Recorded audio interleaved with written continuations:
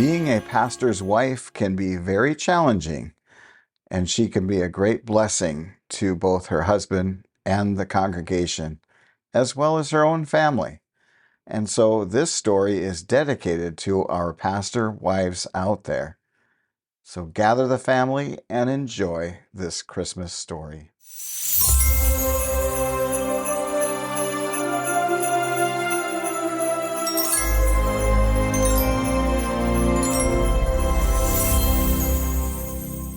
Like a Candle in the Window by Margaret E. Sangster Jr. Greg lifted her tenderly across the threshold of the little gray stone house and held her tightly in his arms. Her clear blue eyes looked up into his, and then suddenly she buried her head in the fold of his arm and sobbed out, "Oh, Gregory Carter, I love you with all my heart, but I wish I didn't." "Well, Mrs. Carter, for a bride of 2 weeks, that is quite a statement. Would you mind telling me why you wish you didn't love your husband?" "All my life I've told myself, Joan, don't ever marry a preacher. Marry a lawyer, a farmer, a tailor, a baker, but don't ever marry a preacher. And here I am, married to you, the pastor of a church in a little mountain town 1,000 miles from nowhere, and I want a husband all my own." "Any complaints so far?" smiled Gregory. "You have had my entire and undivided attention for the past 2 weeks. I thought we had quite a honeymoon." Joan snuggled her head into the spot between Greg's ear and his collarbone. "I've loved every minute of the past 2 weeks, but that is just it. For 2 weeks, I have had a wonderful husband who gave me his undivided love and attention. But now, for the rest of my life, I must share you with everybody, your whole congregation, and anyone who needs you. I'm tired of your people. They met us at the station and drove us from one end of the town to the other. My hand aches from being squeezed. I'm gummy from being kissed by women I've never seen before. Probably they're looking at us right now, staring through the windows, 3 or 4 of them in my kitchen, watching. I feel as if we would live in a glass house for the rest of our lives." There was a creak somewhere in the back of the house, and involuntarily Greg glanced back over his shoulder. Joan's sobs stopped abruptly. She dabbed at her eyes with a handkerchief and called, "Come on out. Come out wherever you are." The hall door opened and they streamed in, laughing and calling, "Welcome home." The senior deacon, the junior deacon, and their wives and children, the Dorcas and the choir. They were all there, and they had food, pies, cakes, and sandwiches. Greg went forward to greet them, and they gathered around him. They love Greg, thought Joan. He is their pastor. Oh, make me strong enough to accept them. And then suddenly she was angry. "Greg's my husband. He belongs to me. It's our life, and we're going to live it." They left finally, and Joan sank down into the living room sofa.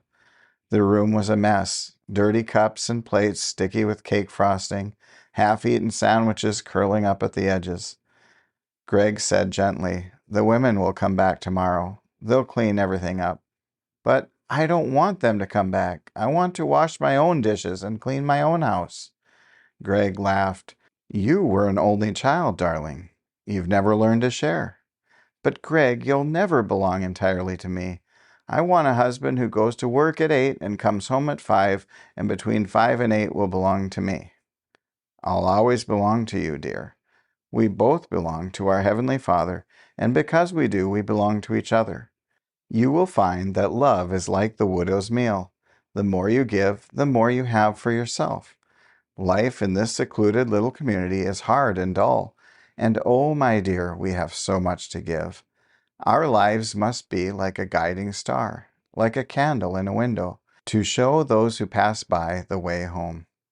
And so they settled down, the young Carters, Gregory Carter and his wife Joan, living indeed in a goldfish bowl in a small mountain village, living in a stone house separated from a stone church by 20 paces of snowy lawn.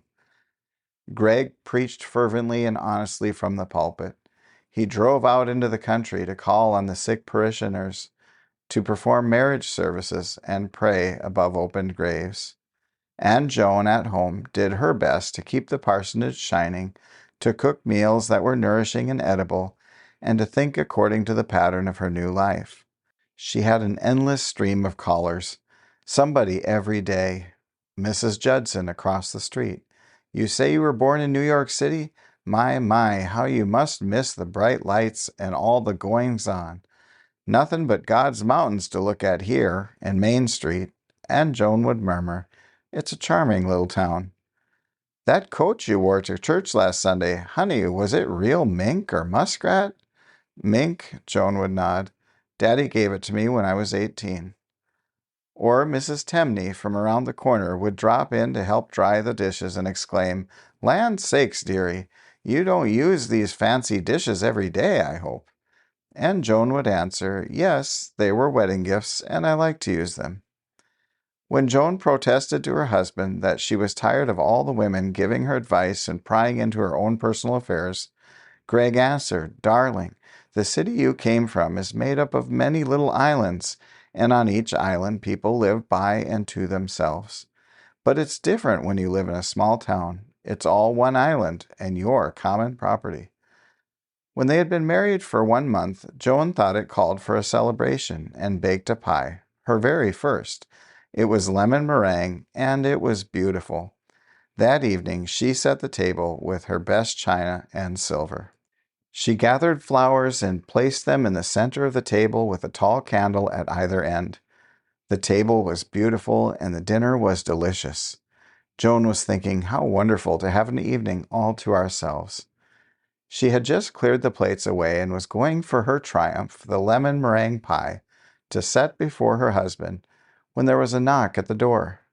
Answering, Greg heard, Good evening. Are you the minister, please? I am Tony, and this is Maria. We'd like to get married, please. Get married? Asked Greg. Are you alone? Where are your families? Oh, please, we have no families. You see, I come 5 years ago from Italy. All the time I make the shoes. Every day I make a shoes, and save a my money, till at last I have enough to bring Maria. She is the time waiting in the old country, and now today she comes. I gotta the house ready. Oh, we are very happy, and now we like to get married, please. We have no family in this country. No mama, no papa, no brother, no sister, just Maria and Tony, that's all. And now we like to get married. Too bad no family, but with flowers on the table and candles, just a like nice wedding. Greg hesitated, but if Maria has just come, she does not speak English. She will not understand the ceremony.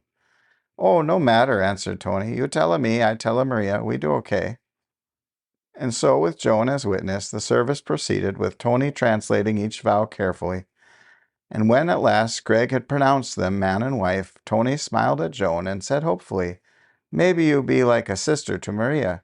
She has only me, Tony, no mama, no sister in this country. And suddenly Joan remembered the lemon meringue pie. 4 of the very best plates were placed on the table, and the china cups were filled with steaming chocolate, and the pie that was baked for just 2 became a wedding feast for 4. Joan did try to be like a sister to Maria. Maria was a beautiful girl, gracious and charming, and Joan enjoyed taking her to the village market and helping her a bit to master the new language. She made it a point to see that she met the other young women in the congregation, and several times Tony and Maria were dinner guests at the parsonage. But Joan still found it very hard to accept Greg's people. Why can't we ever have a little time to ourselves? Why must the house always be filled with your people? She demanded of Greg. They aren't my people, darling, he answered. They are God's people, the sheep of his pasture, and it was God who sent us here to be the shepherd of his flock. And Joan had choked back the tears as she answered, Maybe he sent you. Oh, if only we had a home, a real home that was all ours. Why must we share everything with your people? Because, dear, I'm their pastor, and you're their pastor's wife. Whatever is ours must be theirs, too. The day Greg had promised to take Joan shopping in the city, 60 miles away, Just as they were ready to leave, Nash Simpson had come in and said his oldest boy was determined to leave home, that with the summer planting and all, they needed him desperately, and besides, what would a boy his age do in the big city? Wouldn't Greg come over and talk to him? And Greg had gone and talked until it was too late to make the shopping trip. But he had persuaded the boy to stay and help his father until the harvest was over, and had promised that he would go with him in the fall to help him find work and a place to live in the city if he still wanted to go. The night Joan's sister and her husband had stopped to visit them on their way home from a business trip, they were just sitting down to dinner when the doctor called. Silas Wathers was badly hurt, nearly cut his leg off with a scythe. Wouldn't the pastor drive out with the doctor? And Greg had gone, and the sister had wondered how Joan managed, never being able to depend on having her husband at home. Joan had lifted her chin a bit and said, "Oh, that is part of being a pastor's wife." But she had wondered herself how she stood it. When Mr. Carlton, the only wealthy member of the congregation, gave the church a new organ, Joan was the only one who could play it. So it was Joan who played for the choir, and this brought responsibilities and more people making demands of her, though she loved the music and devoted much time to planning the numbers for each service. Sarah Bradley had finished high school and was to go into the state college for the fall term. She appeared at Joan's door one morning with the catalog under her arm. "Oh, Mrs. Carter, won't you help me choose my clothes? I want to look nice as the other girls at school. If you would just help me, you always look so nice." And Joan had spent the morning with her until the order was made, a dress for parties, a neat suit for church, skirts and blouses and sweaters for school. And Joan had contributed some little scarves and a dainty handkerchief herself. Sarah went home with a light heart, though Joan's ironing was still undone. "Mrs. Carlton was here today," Joan announced at dinner a week before Thanksgiving. "She says we must have Thanksgiving with them. We must go there directly after the service." She paused, and then, "But we're not going, Greg. I want to have this Thanksgiving alone with you. It will be our first Thanksgiving together, our last as bride and groom, and I want to cook our dinner. I want to serve it on my own dishes to my husband." "Mr. Carlton is our greatest benefactor," said Greg. "He's also our best friend. It was he, you know, who had the oil burner put in this parsonage. He gave the money for the organ. We'll have to go to his house for Thanksgiving, darling. They have extended the invitation to show their friendship and love for us." "All right, Greg Carter, you may go and eat Thanksgiving with the Carltons, but I am staying home. I married you, not your congregation. It's you I love, not all your people." And so Greg told his senior deacon that Joan was not feeling well, that they would have to decline the invitation. But somehow the supper was not the success Joan had anticipated. And then suddenly it was the morning of Christmas Eve, and the sky was leaden gray. By noon it was snowing, and by late afternoon a blizzard was howling, and Mr. Carlton's gift, the oil burner, wasn't working the way it should.